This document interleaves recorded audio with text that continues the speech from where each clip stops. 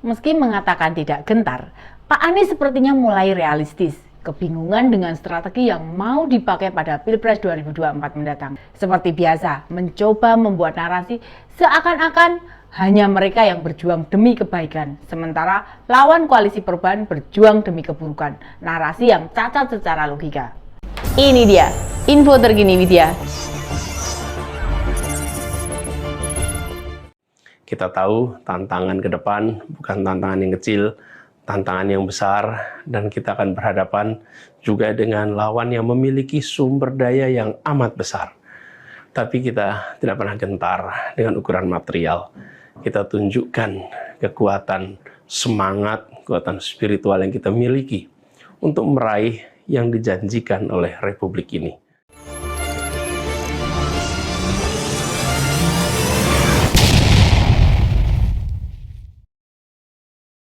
Dalam video launching gerakan Dzikir oleh PKS, salah satu parpol koalisi perubahan, Pak Anies memberi kata pembuka. Dirinya menyebut lawan memiliki sumber daya amat besar dan tidak gentar dengan ukuran material. Jadi Pak Prabowo dan Pak Ganjar digambarkan uangnya sangat banyak. Memangnya yang berada di koalisi perubahan tidak ada penguasa besar? Bukankah Pak Surya Paloh memiliki media group, memiliki harta bernilai triliunan? Ada juga Pak Yusuf Kalla, dengan Kalla grupnya juga punya material yang besar. Pada kalimat berikutnya juga disampaikan Pak Anies, bila mereka memiliki kekuatan semangat serta kekuatan spiritual. Benarkah koalisi di luar koalisi perubahan tidak punya kekuatan spiritual? Siapapun tahu, mantan Mendikbud itu sangat lihai berkata-kata. Banyak yang menyebut ahli tata kata, cerdas membuat narasi yang memang enak didengar di telinga. Bahkan sampai di pikiran kita layaknya senandung cinta. Pak Prabowo dan Pak Ganjar jelas jauh berada di bawahnya kalau disuruh berkata-kata. Mereka hanya mampu menyampaikan sesuai dengan kenyataan.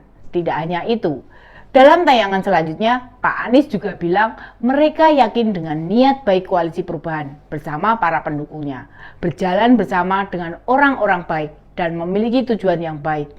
Lagi-lagi digambarkan kebaikan itu dimonopoli milik kelompok mereka saja. Apakah para pendukung Pak Prabowo dan Pak Ganjar tidak punya niat baik? Apakah Gerindra dan PDI Perjuangan tidak ada orang baik dan mesti tujuannya buruk? Mestinya seorang akademisi tidak meracuni para pendukungnya dengan pikiran-pikiran yang bisa memicu permusuhan. Ingat, Pilpres itu bukan pertarungan orang baik dengan orang jahat. Bukan pertarungan rakyat jelata melawan konglomerat. Bukan pula untuk membela kaum papa dari penguasaan pengusaha. Yang perlu teman-teman cermati, narasi Pak Anies memang diarahkan seolah-olah kita, rakyat kecil, masyarakat awam, akan diabaikan dalam segala kebijakan. Tentu kita belum lupa, di Pilkada DKI 2017 lalu, bukankah Gerindra juga ikut mengusung Pak Anies? Kenapa sekarang narasi yang dibangun mengklaim seolah-olah hanya PKS, Demokrat, dan Nasdem adalah orang baik?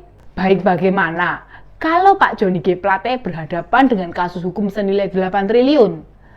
Atau Pak Syahrul Yassin Limpo, Menteri Pertanian, sudah dimintai keterangan KPK, lembaga yang fokus pada pemberantasan korupsi. Apakah itu masih menandakan di koalisi perubahan isinya orang baik semua? Benarkah apa yang disampaikan Pak Anies itu? Sambutan Pak Anies sejalan dengan pernyataan Presiden PKS Pak Ahmad Saiku yang menegaskan partainya tak gentar meski bakal capres yang didukungnya memiliki lawan dengan kekuatan materi yang lebih besar. Pak Saiku bilang, Pilkada DKI Jakarta 2017 pasangan Anies Sandi yang diusung PKS Gerindra bisa menang meski menghadapi situasi sulit. Pak Saiku bilang, mereka dikeroyok. Wah, kalau berhadapan dengan orang-orang yang sudah gampang lupa ya begitu. Pada Pilgub DKI sudah jelas-jelas Gerindra bersama mereka. Lalu Demokrat tidak bergabung dengan PDI Perjuangan. Kan punya calon sendiri. Memangnya yang mengeroyok siapa Pak Saiku? Keterlaluan sekali cara membangun ceritanya. Dan sekarang PDI Perjuangan punya bakal capres sendiri. Demikian juga dengan Gerindra. Bilang saja, siapa kekuatan besar yang kalian maksud itu? Di 2017, Nasdem mendukung Pak Ahok, tapi sekarang kan mendukung Pak Anies. Atau Gerindra, di Pilgub dukung Pak Anies, lalu sekarang punya bakal capres sendiri. PDI Perjuangan? Kan dulu mengusung Pak Ahok bareng Nasdem. Sekarang cuma sama P3 dan Perindo. Silahkan dicek berapa kursi P3 di DPR RI. Dan apakah Perindo punya kursi di DPR? Mau bilang Perindo ada Pak Haritano, pemilik stasiun TV. Di Koalisi Perubahan ada Pak Surya Paloh, punya media group. Nggak hanya Metro TV loh, tapi juga Koran Media Indonesia, serta jaringan radio. Itu saja, tidak. Masih ada perusahaan properti, event organizer, perdagangan, elektronik, dan masih banyak lainnya. Zaman teknologi seperti sekarang, menyebut-nyebut hanya dirinya yang paling baik. Itu jelas sebuah kekeliruan, apalagi menganggap orang lain selalu buruk. Bagaimana masyarakat mau memilih Pak Anies? Lah, kalau Pak Anies memilih pendamping saja sampai 8 bulan, tidak nemu. Banyak orang jadi berpikir, nyari pasangan selama itu menunjukkan kalau Pak Anies tidak mudah cocok dengan orang lain. Ini bukan kejadian pertama Pak Anies sulit cari pasangan. Dulu, waktu Pak Sandiaga mundur dari jabatan Wakil Gubernur DKI, itu sekitar Agustus 2018. Kemudian Pak Ahmad Riza, pengganti Pak Sandi, dilantik April 2020. Berarti butuh 19 bulan atau 1,5 tahun untuk menemukan siapa yang cocok jadi pendampingnya. Lah, kalau Pak Anies ditetapkan capres oleh Nasdem Oktober 2022, ditambah 19 bulan, ya apa enggak pilpresnya keburu selesai duluan? Di dua kejadian itu, pencarian pendamping Pak Anies, kita sama-sama tidak tahu apa kendalanya. Soalnya, kriteria itu sudah pasti ada, tapi bukankah secara pribadi Pak Anies sudah bisa melihat siapa yang bisa kerjasama dengan dia? Ketidakmampuannya secara menunjuk seseorang bisa jadi dipengaruhi faktor lain. Apakah faktor itu? Benarkah hanya soal kecocokan, tidak mudah bekerja sama, atau faktor lain? PKS, Demokrat, dan Nasdem sudah menawarkan nama. Kan sudah ada alternatifnya. Pak Anies juga dibantu tim kecil untuk mencari kandidat loh. Coba, masih terkendala apa lagi? Kembali soal pidato Pak Anies tentang lawan yang punya sumber daya besar dibandingkan dengan kenyataan yang ada, itu terjadi kontradiksi.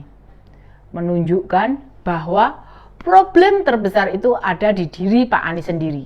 Dirinya yang membuat apa yang semestinya itu mudah jadi sulit. Apa yang semestinya bisa cepat jadi lama. Apa yang semestinya simple jadi ribet.